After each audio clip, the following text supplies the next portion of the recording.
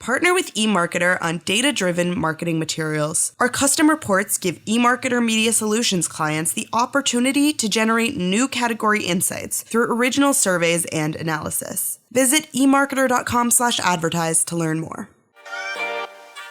Hello, listeners. Today is Wednesday, September 4th. Welcome to Behind the Numbers, Reimagining Retail, an eMarketer podcast. This is the show where we talk about how retail collides with every part of our lives. I'm your host, Sara Lebow. Today's episode topic is the holidays, believe it or not.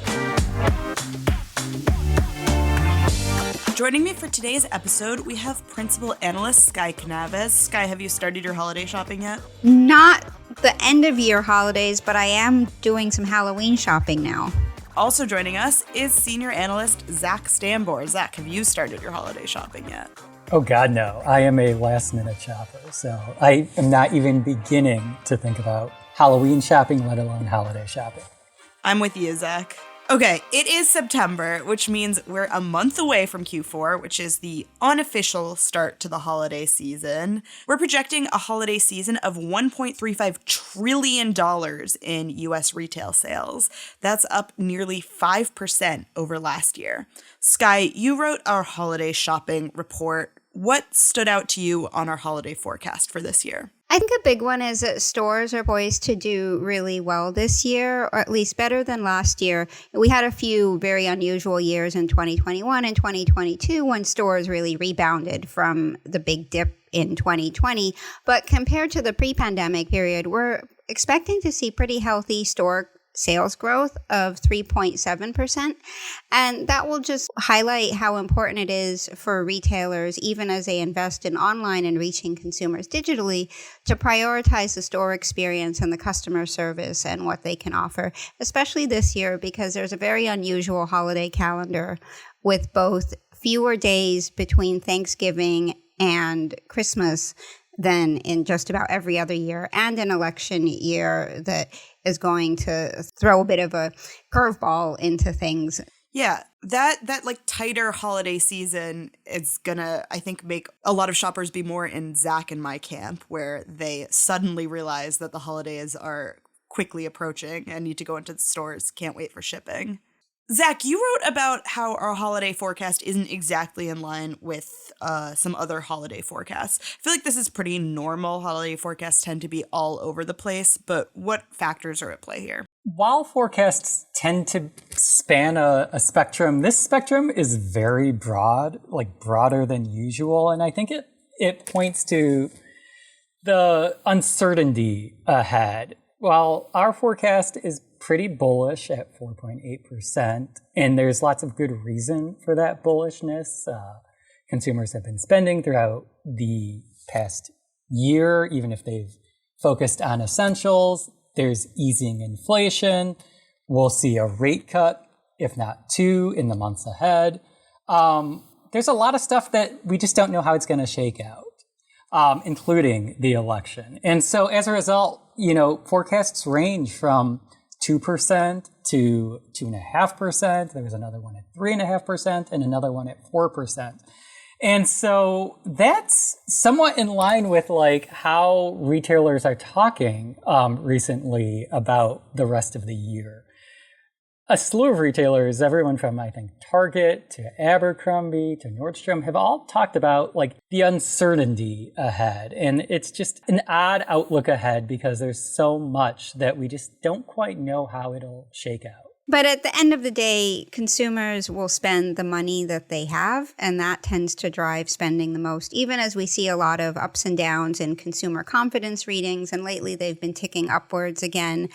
But as far as where we are in terms of the economy, job growth has slowed and unemployment is up, but it's not drastically up.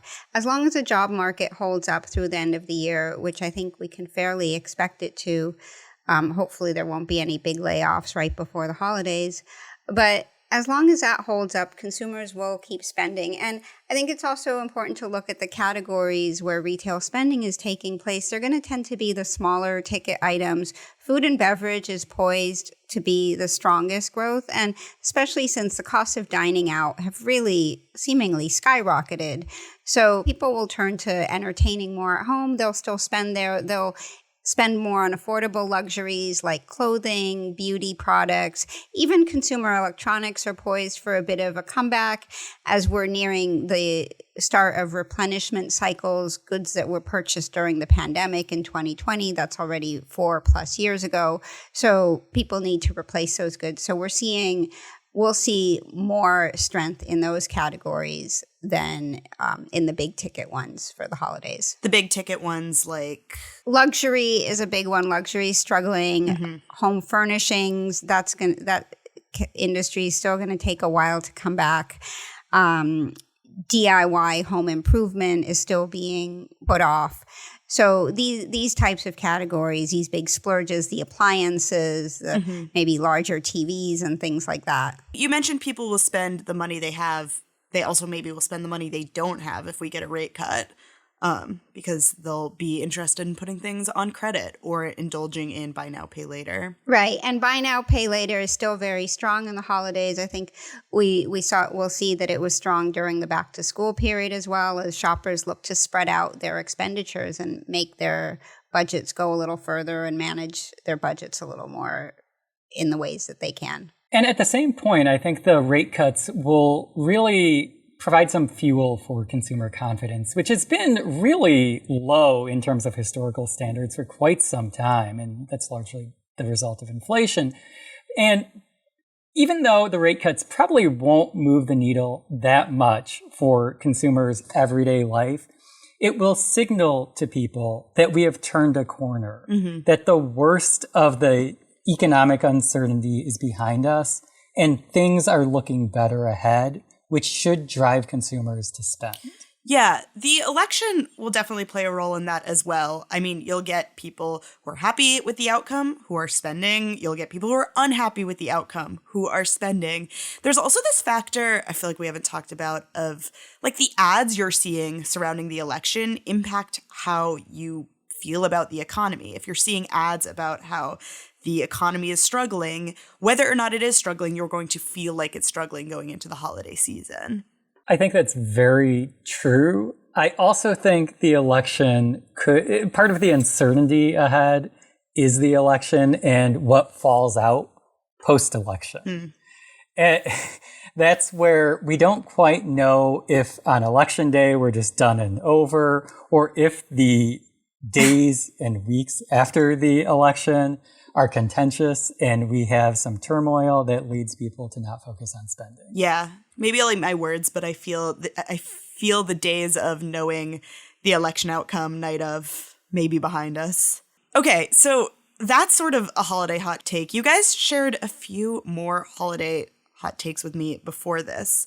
Sky, can you go into detail about yours? So I think one that we'll see is increasing competition on the low cost side. And that's really been driven by the e-commerce players with ties to China, like Temu is a big one, but now we also have TikTok Shop and Shein as well. And they've really forced some of the major retailers in the US to pay attention to what they're doing and try to respond. So one of the big things I'm keeping an eye on this holiday season is Amazon's reportedly planning to launch a new low-cost section on its platform that will feature goods shipped directly from China at a lower cost. The shipping won't be prime speed, so it's not going to be something people use for their last-minute holiday shopping.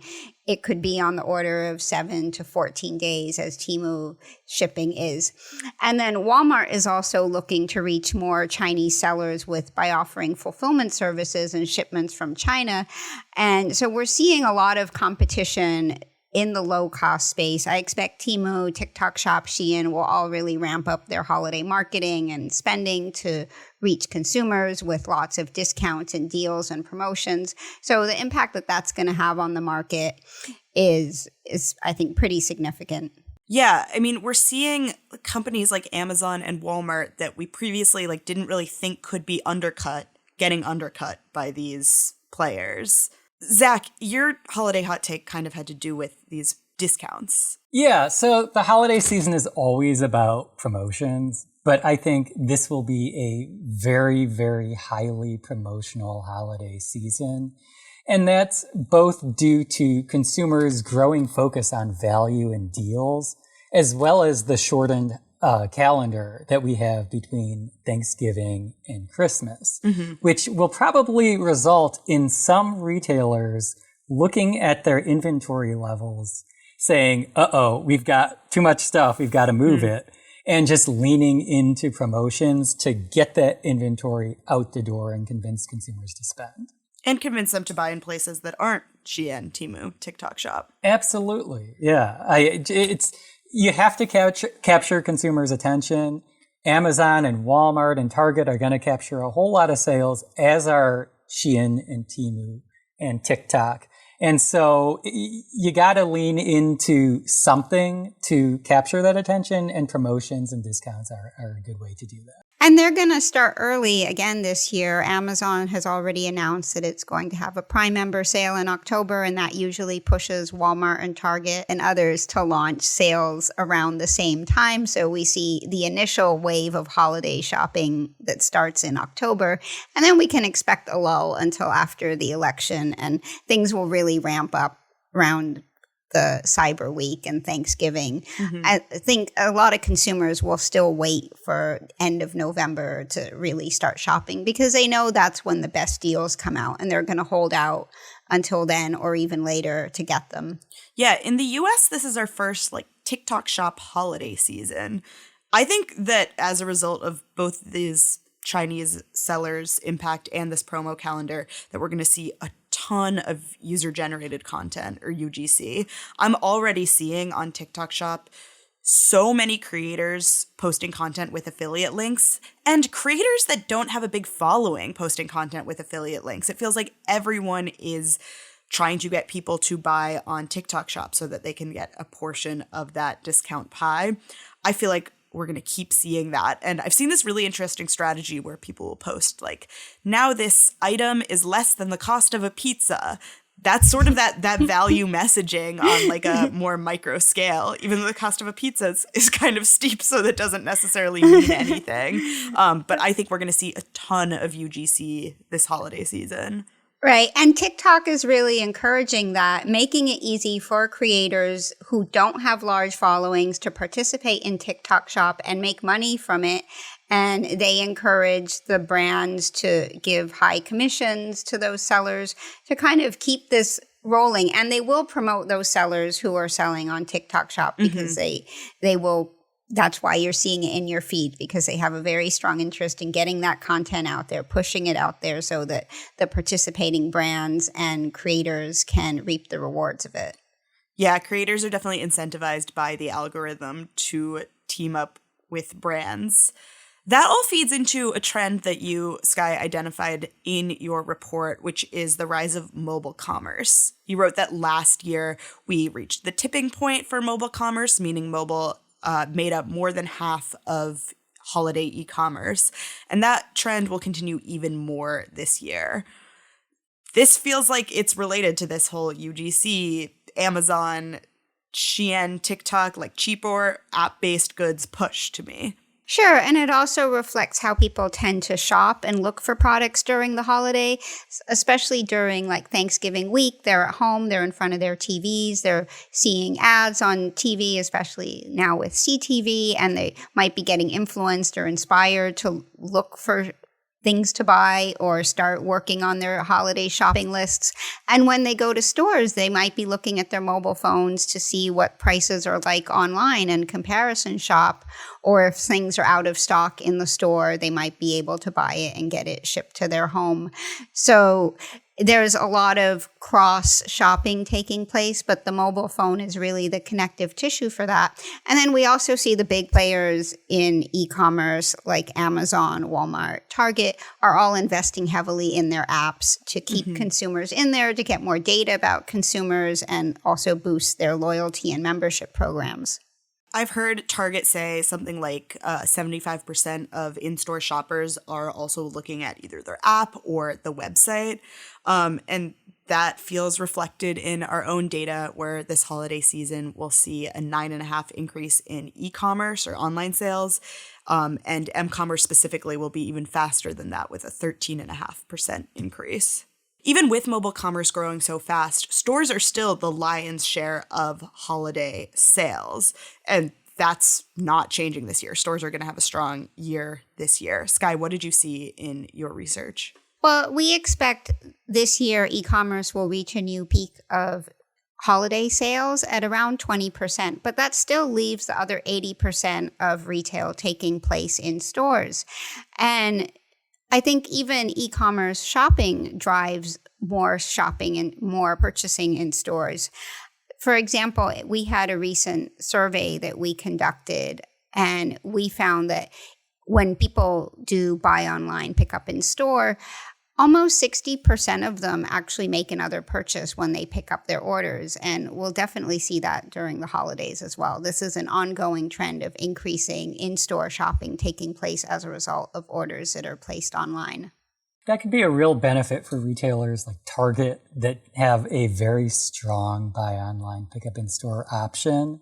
As consumers, with the short calendar, turn to buy online, pick up in store to get their holiday purchases in time. What's so interesting about Target is they have like great curbside service for both picking up orders and returning items. And I still end up going into the store. This week I made a purchase online, and I also had to return something, and I did that curbside. And then on the way to the store, I remembered I had to buy something for my daughter. So I went into the store and I wound up buying things I totally didn't need. Thank you, Target. So Skye remains ahead of both Zach and I in her holiday shopping and in her day-to-day shopping as well. Okay, well, that is all we have time for today. So thank you for being here, Zach. Yeah, thanks for having me. Thanks for being here, Skye. Thanks again, Sarah. It's a pleasure. Thank you to our listeners and to Victoria, who edits the podcast and is always a gift to work with. We'll be back next Wednesday with another episode of Reimagining Retail, an eMarketer podcast. And tomorrow, join Marcus for another episode of the Behind the Numbers Daily.